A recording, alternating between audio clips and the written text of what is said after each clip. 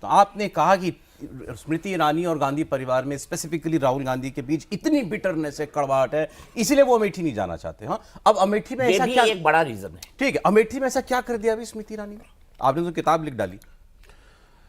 अब कितना बिटर वो बढ़िया बता पाएंगे वही दीपक जी, लेकिन मुझे लगता है कि जब स्मृति ईरानी शपथ ले रही थी 2014 में चुनाव हारने के बाद, तो स्मृति ईरानी ने सोनिया जी को विश किया उतरने के बाद राष्ट्रपति भवन के कोर्टयार्ड में, और सोनिया जी ने उसको बधाई दी और कहा कि जब तुम शपथ ले रही थी तो मैं तालियां बजा रही थी। अच्छा, तो अब इस बिटरनेस का मुझे मालूम नहीं है कि कितना, मतलब उसका थर्मामीटर अगर बिटरनेस का लगाया जाए तो कितनी दूर तक जाता है या कितना नहीं, होगा। नहीं, एक और एपिसोड याद है मुझे, अभी आपने बोला कि सोनिया गांधी ताली बजा रही थी और ये उन्होंने बताया स्मृति ईरानी को। जी। सर, पार्लियामेंट के अंदर आपको एक बार याद है और हुआ था, झगड़ा हो गया था जब दोनों तरफ के लोग आ गए थे, बीच बचाव करना पड़ गया था, और तब डॉक्टर हर्षवर्धन को लेकर जब बढ़े थे लोग, बिल्कुल बिल्कुल बिल्कुल बिल्कुल, और सोनिया जी आ गई थी इधर, बिल्कुल, ट्रेजरी बिल्कुल। बेंचेस की तब तरफ स्मृति सोनिया ने गांधी आ गई हर्षवर्धन को थी बचाया और था। स्मृति ईरानी ने कुछ बोला और सोनिया गांधी ने कहा था, I am not talking to you, yes, I am not talking to, ये बोला सोनिया गांधी ने, और उसके बाद प्रीता ईरानी ने खुल फिर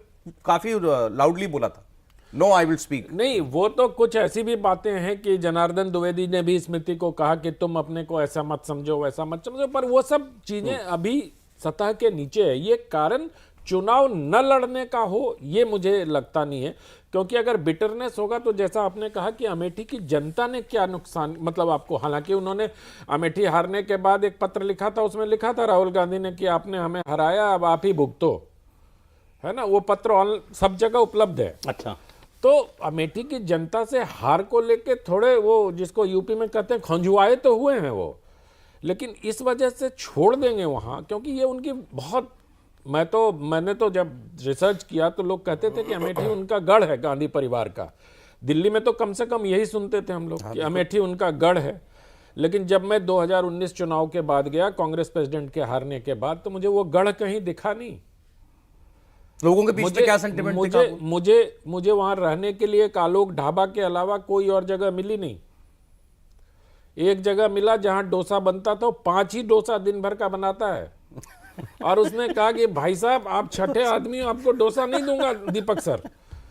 तो अब ये ऐसी स्थितियां वहां थी, और अमेठी में कोई रहने की जगह ढंग की है नहीं, एक गेस्ट हाउस है। और आपको एक और बात बताऊं, आपको पता है गांधी परिवार अमेठी में खाना से लेके पीने का पानी तक भी अपना नहीं ले जाता था।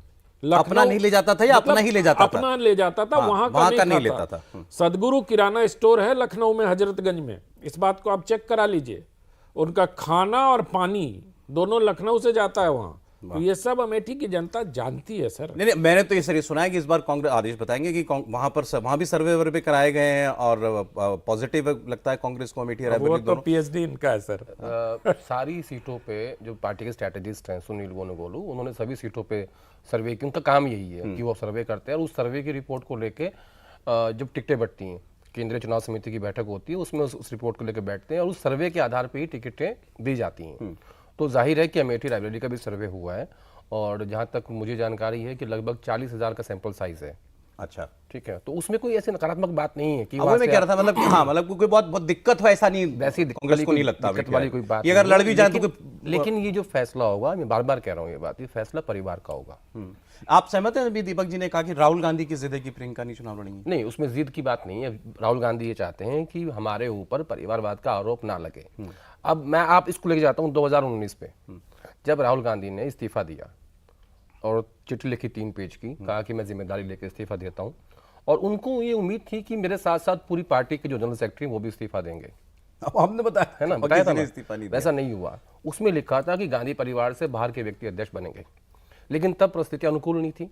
अहमद पटेल ने सोनिया गांधी को ही इंटरिम प्रेसिडेंट बनवाया, या परिवार ने फैसला किया, और उसके बाद वो चलता आया, और आखिर में 2023 में खड़गे साहब गांधी परिवार से बाहर के अध्यक्ष बने। तो इन परिस्थितियों के बीच में आपको लगता है कि कुछ ऐसा फैसला होगा? राहुल गांधी ये सब कुछ तय कर चुके हैं, मुझे लगता नहीं है कि वो दोबारा कांग्रेस, वो पावर को होल्ड नहीं कर सकते, उनकी एक समस्या है। क्योंकि मैं आपको उदाहरण देता हूँ, एक राज्य सरकार थी कांग्रेस की, वहाँ के एक प्रेसिडेंट आए, यूथ कांग्रेस के अध्यक्ष, कहा कि सर हमारे काम नहीं होते, कुछ करिए। बोले प्रोटेस्ट करो, तो सरकार अपनी ही है, बोले फिर भी करो। वो मतलब वो बहुत ज्यादा लोकतांत्रिक आदमी है कि आप करो प्रोटेस्ट, कोई बात नहीं, अपनी कोई बात नहीं, क्या हो गया। तो ऐसा व्यक्ति लंबे टाइम तक पावर होल्ड नहीं कर सकता, चाहे वो कांग्रेस प्रेसिडेंट की बात हो, चाहे वो प्राइम मिनिस्टर की बात हो। इन्होंने कहा, हाँ बता रहा हूं सर, इन्होंने कहा कि प्रियंका मानती है राहुल की बात, और अगर राहुल ने कह दिया नहीं कोई गांधी परिवार का तीसरा आदमी नहीं जाएगा इलेक्टोरल पॉलिटिक्स में, तो प्रियंका मान लेंगी। उनकी खुद की इच्छा नहीं है चुनाव लड़ने की? नहीं, देखिए, अब इस बात का मैं आपको उदाहरण दे देता हूँ सबूत के साथ कि प्रियंका राहुल गांधी की बात मानती हैं। बार बार ये आवाज उठती है कि प्रियंका गांधी को भी पॉलिटिक्स में लाओ।